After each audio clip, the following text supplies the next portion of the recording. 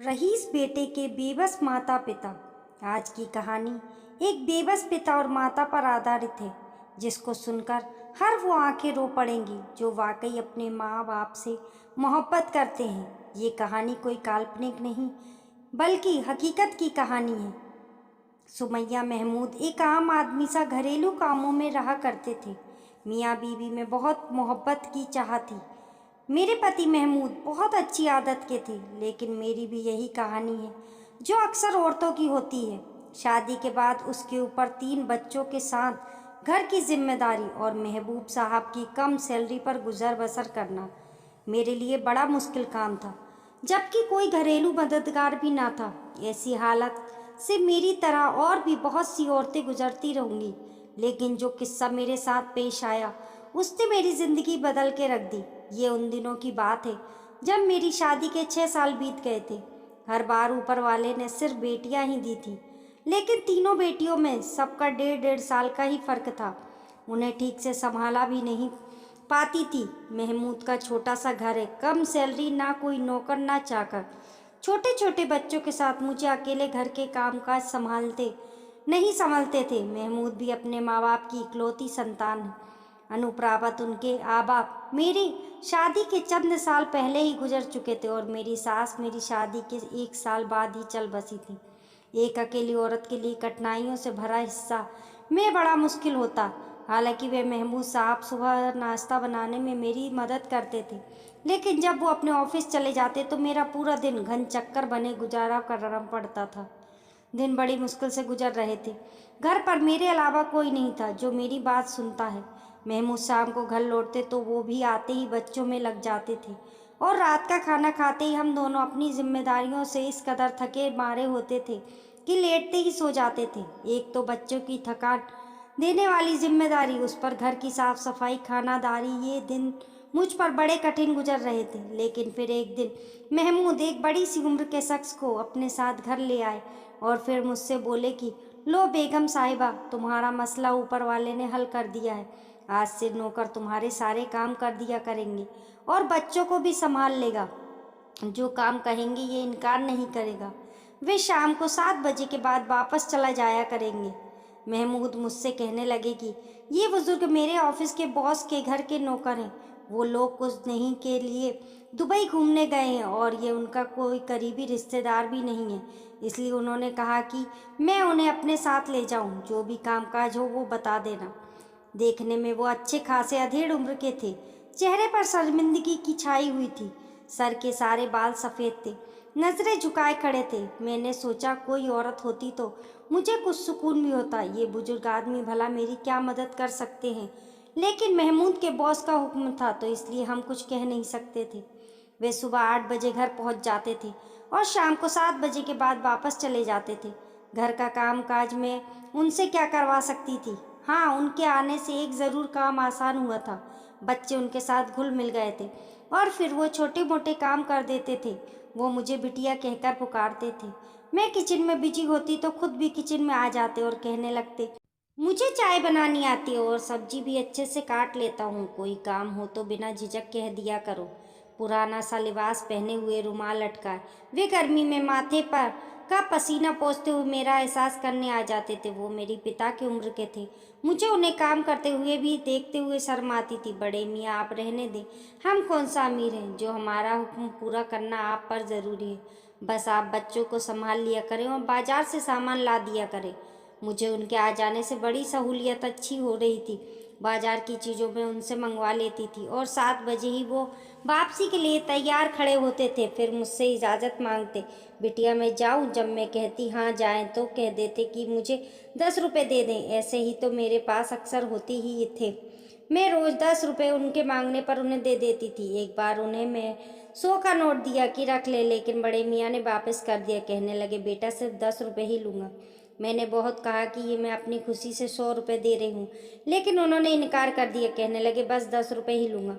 मुझे उनकी ये बात कुछ अजीब सी लगी। 2 महीने गुजर गए थे, इसलिए मैं अब उन बड़े मियाँ से अच्छी खासी घुल मिल गई थी। किचन में जब खाना बना रही होती तो बर्तन धोने लगते और कभी सब्जी बना देते। जब मैं उनकी मौजूदगी में किचन में काम करने लगी थी तब वो मेरे बच्चे के बारे में बात कर लेते थे। कभी सब्जी कटवाते हुए खाने की रेसिपी मुझसे पूछने लगते। मुझे अब उनसे किसी भी चीज़ की चर्चा करने में शर्मिंदगी सी महसूस नहीं होती थी। एक बार मैंने उनसे उनके घर वालों के बारे में पूछा तो कदम से उनके चेहरे की एकदम से मुस्कुराहट गायब हो गई। चेहरा टेढ़ा सा होने लगा और फिर मुझे गुस्से में देखने लगे। पहली बार मुझे उनसे डर सा महसूस हुआ था। मैं उनसे नज़रें चुरा ली, लेकिन उन्होंने मुझे कोई जवाब नहीं दिया। बस वे खामोशी से किचन से बाहर निकल गए। पहले तो मैंने सोचा कि मुझे क्या पड़ी थी उनसे उनके घर वालों के बारे में पूछने के लिए। बेहतर है कि अपने काम से काम रखो। खैर, अगले दिन उनका व्यवहार पहले जैसा था। फिर बातों ही बातों में वो अपने मालिक के किस्से सुनाने लगे। मैंने एक बार एक और सवाल पूछी कि बड़े मियाँ, असलम साहब की बीवी का तो कभी आपने जिक्र ही नहीं किया, वे कैसी हैं? मैं किचन में सलाद काटते हुए पूछने लगे।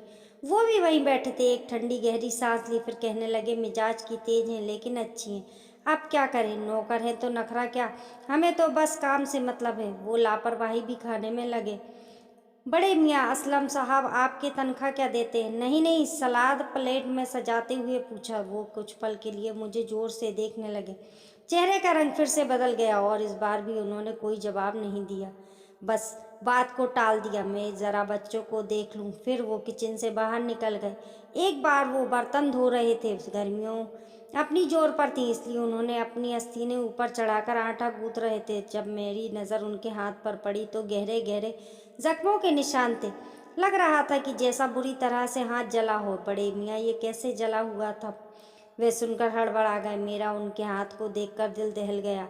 हड़बड़ाहट के मारे उनके हाथ से प्लेट छूटकर सिंक के में गिर गई। फिर उन्होंने जल्दी से अपनी आस्तीनें नीचे की ओर किए, फिर बर्तन धोने लगे, लेकिन चेहरे पर एक ही घटा सी छाई हुई थी। ना जाने क्यों मुझे उन पर कुछ ऐसा शक होने लगा था। शाम के 7 बजे ही उन्होंने बस वापसी की जल्दी होती थी। कई बार महमूद ने उनसे कहा भी दिया था कि हमारे घर में एक कमरा मेहमानों के लिए खाली है, आप वहाँ आराम कर लिया करें या कुछ देर और रुक जाएं, लेकिन नहीं, जल्दबाजी दिखाते जैसे कोई उनका इंतज़ार कर रहा हो। एक बार खुद ही बातों बातों में वो अपनी बीवी का जिक्र करने लगे। बड़ा ख्याल रखती हैं वो, जैसे तुम महमूद मियाँ को रखती हो। अल्लाह तुम दोनों की जोड़ी सलामत रखे। जो गुजियो जुग जुग जियो, सदा सलामत रहो, सदा सलामत रहो। बड़े मियाँ, आपको बड़ी आमा से बड़ी मोहब्बत है, तभी तो 7 बजे ही आपको जाने की जल्दी होती है। वो इंतज़ार में रहती होंगी। मेरी बात एक उलझन से उनके चेहरे पर छा गई। किसी गहराई सोच में डूबकर बोले, ठीक कहती हो बिटिया, मेरे इंतज़ार में ही होती है कि मैं ज़रा भी लेट हो जाऊँ तो दरवाजे पर फिक्रमंदी से खड़ी राह तकने लगती है। घर जाता हूँ तो उसके पास बैठता हूँ, पोतियाँ आकर गले लग जाती हैं, हाथ झूमते दादा अब्बा कहकर मेरे दाएं बाएं बैठ जाती है।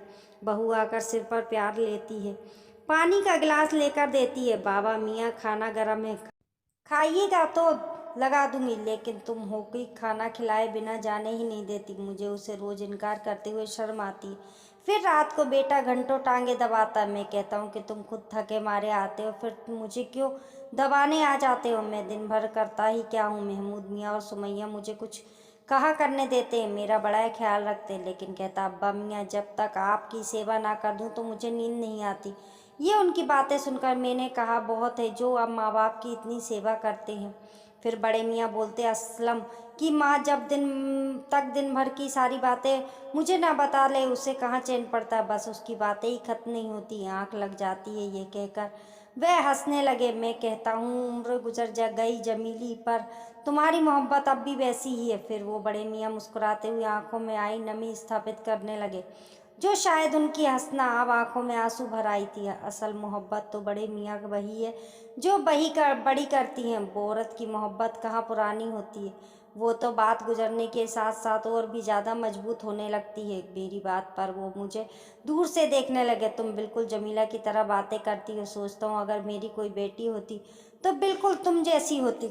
मुस्कुराते हुए बोले, आप नौकरी क्यों करते हैं बड़े मियाँ?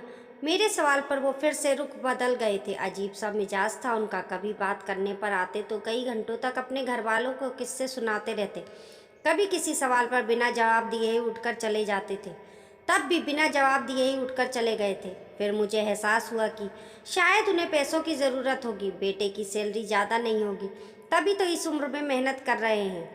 नहीं, महमूद से कहा कि आप बॉस से बड़े मियाँ को महीने की सैलरी तो देते ही होंगे, जिससे उनका गुजर बसर हो ही जाता होगा। लेकिन अब आपके बॉस यहाँ नहीं है तो बड़े मियाँ के घर वालों का खर्चा भी बड़ी मुश्किल से होता होगा।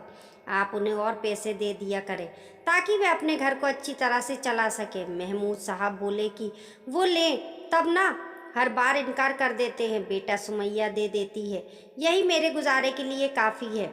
महमूद की बात सुनकर उस पर मैंने ठान ही लिया था कि बड़े मियाँ से पूछूंगी ज़रूर कि 10 रुपए के नोट से आखिर होता ही क्या है। अगले रोज़ बड़े मियाँ को 10 रुपए का नोट देते हुए पूछ ही लिया कि उन्हें मिलता क्या है। इस बार वो खामोशी से बाहर नहीं गए थे, बल्कि मुझसे कहने लगे मेरे घर आना और सब अपनी आंखों से देख लेना। अगले दिन जब मैं उनके घर गई तो मेरे पांव तले जमीन निकल गई। मैं और महमूद दोनों ही बड़े मियाँ के साथ उनके घर गए थे। एक पुराना सा इलाका था, छोटी छोटी गलियाँ थी, तंग सा माहौल था। एक गली में दाखिल होते ही 2-4 घरों के बाद गली बंद थी। आखिरी मकान के सामने हम बड़े मियाँ के साथ खड़े हो गए, लेकिन दरवाज़ा बंद नहीं था, हल्के से धक्के से ही खुल गया था। मैंने और महमूद ने एक दूसरे को हैरत से देखा, फिर हम अंदर दाखिल हो गए। घर बिल्कुल वीरान सा था। घर के अंदर दाखिल होते ही बड़ा सा आंगन था और सामने 3 कमरे थे। हर कमरे के 2 लकड़ी के दरवाजे थे। आंगन में लगे पेड़ सूख चुके थे, हर चीज़ मिट्टी का ढेर थी। आंगन के एक कोने में एक कब्र देखकर मेरे पैरों तले से ज़मीन खिसक गई थी, जिसकी मिट्टी गिरी हुई थी। घर में कोई और मौजूद नहीं था, वीराना का राज था।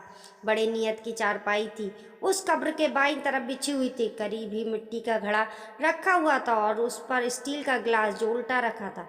बड़े मियाँ सबसे पहले उस कब्र पर गए। जमीला देखो तो सही कौन आया है। अरे तुमको बताया तो था कि बेटी आने की जिद कर रही है, बहाने बनाकर तुम लोगों के बारे में पूछती रहती है, इसलिए इस बार साथ ले आया। मेरे कदम तो ये सब देखकर वहीं जम गए थे। महमूद की हालत भी मुझसे कुछ अलग थी। बड़े मियाँ ने अपनी जेब से अगरबत्ती निकाली और माचिस से जलाकर कब्र पर लगा दी। फिर पलटकर हमें देखने लगे। तुम दोनों क्यों रुक गए? अरे आओ ना, तुम पूछती हो कि मैं 10 रुपए क्यों लेता हूँ। जमीला को अगरबत्ती की खुशबू बड़ी पसंद है, इसलिए उसके लिए ले जाता हूँ। खुश हो जाती है बेचारी। चलो तुम्हें अपनी बहू से मिलवाता हूँ, बावर्ची खाने में होगी, वो मेरे लिए खाना तैयार करके रखती है। ये अब्बा मियाँ को आते ही भूख लगी होगी, ये कहकर वो मेरे पास आए, हाथ थामकर अपने बावर्ची खाने ले गए, जहाँ के हालात भी बाकी घर जैसे ही हैं। खाली बावर्ची खाना था, चंद स्टील के बर्तन थे, वो भी मिट्टी से सने हुए। मुझे लगा शायद उनकी फैमिली किसी हादसे का शिकार हो गई है, सभी शायद दुनिया छोड़कर जा चुके हों, इसलिए उसी से बचने के लिए बिना सैलरी के काम करते हैं। फिर वो मुझे और महमूद को अपने बेटे के कमरे में ले गए। हालांकि कमरे में कोई नहीं था, लेकिन दीवार पर लगी तस्वीर देखकर महमूद और मेरे होश उड़ गए थे। खौफ की नज़र से हमने बड़े मियाँ को देखा था। तस्वीर में बड़े मियाँ अपने बड़े बेटे और बहू के साथ खड़े हुए मुस्कुरा रहे थे। बेटा जवान 21 या 22 साल का लग रहा था और बहू शायद 19 या 20 साल की होगी। महमूद की आंखें फैली हुई थी। ये तो असलम सर है। महमूद ने तस्वीर के सामने उस नौजवान की तरफ उंगली उठाकर हैरत से कहा। उनके मुंह से ये सुनकर अब मैं ठिठुर सी होकर रह गई थी। मेरे आज तक महबूब के बॉस को नहीं देखा था, बस जिक्र ही सुना था। बड़े मियाँ, आप असलम सर के बाबा हैं? महमूद की आवाज़ हैरात के मारे कांपते हुए निकल रही थी। बड़े मियाँ की आंखों से आंसू निकलना शुरू हो गए थे। बड़े मियाँ ने बोले, नहीं बेटा, मैं तो उसका नौकर हूँ। अब वो फूट फूट कर रोने लगे थे। महमूद ने आगे बढ़कर उन्हें गले से लगा लिया। अब वो महमूद के गले लगकर फूट फूट कर रो रहे थे। मेरी आंखें ये सब देखकर पथरा सी गई थी। मेरा घर बार, मेरा सब कुछ बर्बाद हो गया है बेटा। मैं तो आज तक ये नहीं समझ पाया मेरा कसूर क्या था। मैंने तो हमेशा अपने माँ बाप की सेवा की थी, बेटे की अच्छी परवरिश की खातिर, उसे अच्छी शिक्षा दिलवाने की खातिर खुद के नींद चैन सब हराम कर लिए थे। शुरू से ही रफ़ी साहब के घर नौकर था। उस वक्त मुझे रोज़ 10 रुपये मिलते थे, उससे मेरा घर अच्छा चल रहा था। सुबह से डिप्टी रात 8 बजे तक की थी। असलम छोटा था, मेरी बीवी पूरा दिन मेरे माँ बाप की सेवा में गुजार देती थी। कभी इतनी हिम्मत भी नहीं कर पाई कि मेरी माँ के किसी काम को इनकार कर दे या मेरे बाप को आंख उठाकर देखती। बस सिर झुकाए दिन रात सास ससुर की सेवा में गुजार दिए। मैं 9 बजे घर लौटता था, अपने बाबा की टांगें दबाकर, माँ की दिल की बातें सुन सुनकर। बीवी के पास जाने की बारी आती थी। बस वही 1-2 घंटे हमारी अपनी ज़िंदगी थी। हम हंसते थे, बातें करते थे। असलम के जन्म होने के बाद हमने खुद को पूरी तरह से बदल लिया था। हमने सोचा कि हम तो अनपढ़ हैं, इसलिए लोगों की नौकरी करके उनके झूठे खाने खाने पर मजबूर है। बेटा पढ़ लिख जाएगा तो हमारे भी दिन बदल जाएंगे। वक्त आगे बढ़ता रहा, मेरे माँ बाप भी एक के बाद एक दुनिया से चले गए। कब जमीला ने अम्मा की जगह ले ली, कभी खबर भी नहीं हुई। हमारे से ये बाल खूबसूरत जवानी आश्रम की परवरिश और ख्वाहिस्ता के सामान इकट्ठा करते करते बुढ़ापे की दहलीज पर पहुंच गई। असलम अब नौकरी पर लग चुका था। मैंने अपने सेठ रफ़ी साहब से कहकर असलम की उनके ऑफिस में नौकरी लगवा दी। वो भी मेरी बात मान गए, और क्योंकि मैंने सारी जवानी उनके घर की सेवा में गुजारी थी, बस रोज़ के 10 रुपये की सैलरी पर बाकी वो अपने घर का खर्चा, बचा खाना और जूते कपड़े दे देते थे, जिन्हें पहनकर मैंने और जमीला के वक्त गुजारा करता था। साहब की एक ही बेटी थी जिसका नाम गुलनाज है। यह भी इकलौती है, इसलिए घमंडी और बदतमीज भी है। मुझे तो नौकर कहकर पुकारती थी, लेकिन बहरहाल जब मैं नौकर था तो नखरे क्या दिखाना। बात यहीं तक रही तो तकलीफ ना देती। असलम की सैलरी अच्छी लग रही थी। मैंने सोचा अब हम दोनों बूढ़े बूढ़ी के दिन बदल जाएंगे। मैं भी अब नौकरी छोड़कर घर बैठ जाऊंगा। जो वक्त मैं जवानी में बीवी को ना दे पाया, वे अब दोनों बुढ़ापे में साथ गुजारने लगेंगे। सोच तो यही थी कि जैसे सेवा जमीला ने मेरे माँ बाप की है, बहू भी वैसे ही हमारी भी करेगी। असलम की पहली सैलरी मिलने पर मैंने रफ़ी साहब से कहा कि मुझे अब नौकरी से छुट्टी दीजिए। वो भी खुशी से मान गए। चंद महीने के घर पर रहकर ही गुजारे थे कि एक दिन रफ़ी साहब मेरे घर आए और गुलनाज के लिए असलम का हाथ मांगा। मैं तो हैरान रह गया, कहाँ असलम और कहाँ गुलनाज। असलम खूबसूरत था और मेहनती भी था। रफ़ी साहब को और क्या चाहिए था। सारी ज़िंदगी मेरी तो गुलामी में रह गई थी, अब उन्हें आश्रम की गुलामी चाहिए थी। नाराज बेटी अगर किसी दूसरे घर विदा होकर जीती तो 4 दिन रह ना पाती, इसलिए असलम को फंसा लिया और मेरा बेटा भी दौलत देखकर हवा में उड़ने लगा। मेरे लाख समझाने पर भी उसने शादी करने पर वो डटा रहा। बहरहाल मुझे ही आखिर में बेटे की ख्वाहिश के सामने सर झुकाना पड़ा। गुलनाज चंद दिन ही हमारे घर की जीनत बनी, फिर असलम को भी अपने साथ ले गई। जमीला बहुत दुखी हुई थी, लेकिन मैंने उसे समझाया कि बेटे की अपनी ज़िंदगी है, उसे गुजारने दो। वो कहने लगी कि मैंने भी तो अपनी ज़बानी, अपनी ख्वाहिशात पर मिट्टी डालकर असलम की ख्वाहिशात को पूरा करने में गुजार दी। क्या ये दिन देखने के लिए मैंने कहा वो हमारा फ़र्ज़ था। वो रोने लगी, कहने लगी उसका कोई फ़र्ज़ नहीं है। मैंने उसे बहुत बहलाया, लेकिन वो बीमार रहने लगी थी। असलम पहले तो हफ्ते में एक बार चेहरा दिखाया जाता था, घर के खर्चे के लिए पैसे भी दे जाता था, लेकिन फिर उसका आना जाना कम हो गया।